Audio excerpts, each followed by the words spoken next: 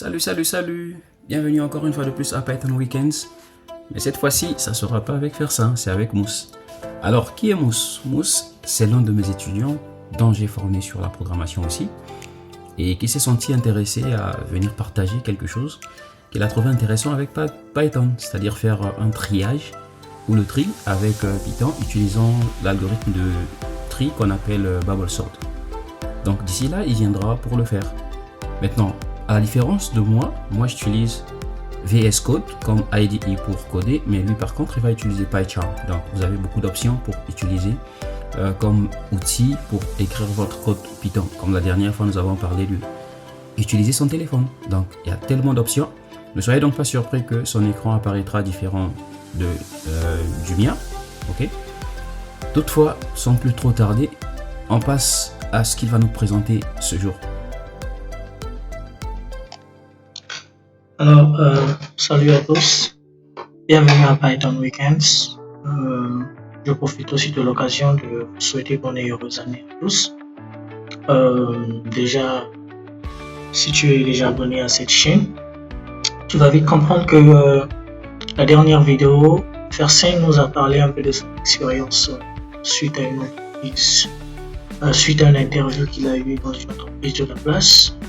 Et donc moi aussi dans cette même lancée, en collaboration avec Fersin, je viens proposer une nouvelle vidéo.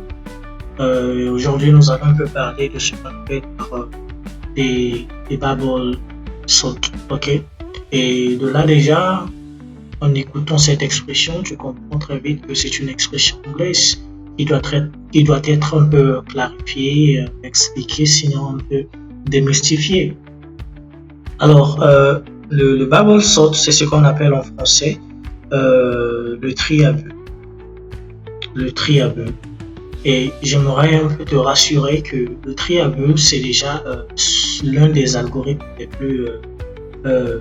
les plus simples, surtout pour ceux qui commencent en programmation. C'est-à-dire que tu fais tes premiers débuts en programmation. Alors, le tri à bulles est l'un des algorithmes très compréhensible qui va te permettre un peu de comprendre comment faire certaines tâches en utilisant Python avec cet algorithme. Alors, ici, nous allons un peu explorer comment marche, sinon nous allons un peu comprendre ensemble comment marche le tri à bulles. Alors, le tri à bulles a un concept très simple, particulièrement très simple. Non, vraiment, quand je dis très simple, c'est que c'est vraiment très simple. Alors, c'est quoi le tri à bulles déjà? C'est quoi le concept? Le concept, c'est de parcourir une liste donnée plusieurs fois en comparant les éléments adjacents et en les échangeant s'ils ne sont pas dans le bon ordre. Alors, je vais un peu expliquer cela dans un terme un peu plus simple. Je veux dire que on va nous donner une liste et ce que nous allons faire, c'est quoi? C'est de parcourir cette liste en comparant les éléments, et si les éléments ne sont pas en ordre, alors tout ce qu'on a qu'à faire, c'est de les mettre en ordre.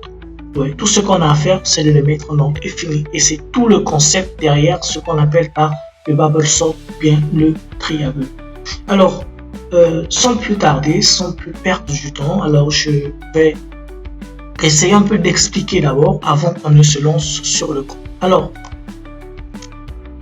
j'avais dit que le concept était très simple, celui de parcourir une liste et de comparer les éléments. Alors ici, on a une liste qu'on appelle les numbers, ok? Et dans cette liste, on a des nombres, tout simplement 5, 1, 4, 2 et 8. Alors, ici, qu'est-ce que nous allons faire?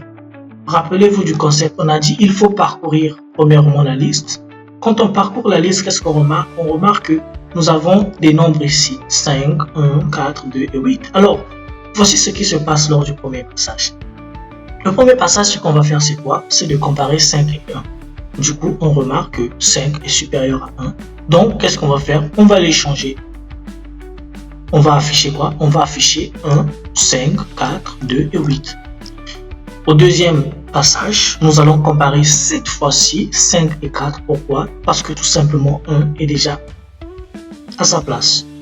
On va comparer 5 et 4. On se rend compte aussi que 5 est supérieur à 4. Donc, échange. Donc, tout simplement, on affiche 1, 4, 5, 2 et 8. Et au troisième passage, on se rend compte que 5 est supérieur à 2. Donc, qu'est-ce qu'on fait? On échange. Et en échangeant, on affiche 1, 4, 2, 5 et 8. Et le dernier nombre qui est 8, on se rend compte que 5 et 8, 5 est inférieur à 8. Donc, du coup, on ne peut pas les échanger. On garde la même liste que nous avons. Alors, ici, quand on regarde, il y a 4 et 2 qui causent un peu le problème parce que 4 est supérieur à 2, 2 inférieur à 4. Donc, du coup, la position de 2 n'est pas normale. Alors, qu'est-ce qu'on va faire? Nous allons continuer notre liste. Cette fois-ci, on va comparer 4 et 2 parce que 1, on ne va pas s'occuper de 1 parce que nous savons déjà que 1, c'est le plus petit nombre de tous. Et 8, c'est le plus grand. Et 5 ici, en comparant avec les nombres qui sont à gauche ici, on comprend tout simplement que 5 est plus grand. Donc, le problème n'est que entre 4 et 2. Ce qu'on va faire tout simplement, on va les comparer. On compare 4 et 2, on se rend compte que 4 est vachement supérieur à 2.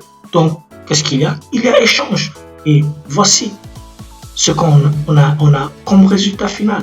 Et du coup, nous avons 1, nous avons 2, nous avons 4, nous avons 5, nous avons 8. Voilà l'ordre normal que nous avons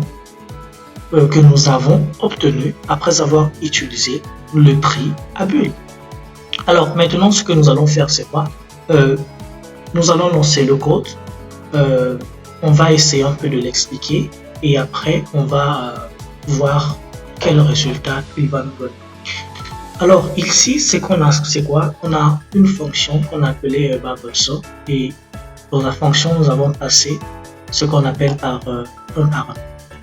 Et ici, dans la deuxième ligne, nous avons un n qu'on a déclaré une variable et cela va nous permettre de stocker, sinon de garder la valeur de la longueur, je dirais, de notre paramètre ici.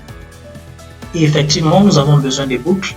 Nous avons une première boucle qui est extérieure, qui va gérer le nombre de passages, en sachant que ici, j'avais essayé d'expliquer, c'est-à-dire que voici ce qui se passe. Donc, c'est déjà un passage, premier passage, deuxième passage. Voilà, c'est cette boucle-ci qui va gérer tout cela. Et la boucle intérieure, on parle des éléments adjacents. C'est-à-dire que nous avions dit les éléments qui sont dans la liste doivent être comparés les uns après les autres. Donc, du coup, on va s'arrêter quand nous allons constater que celui qui est à la fin, eh bien, c'est le plus grand nombre. Et ici, la condition actuelle, c'est de voir si l'élément actuel est plus grand.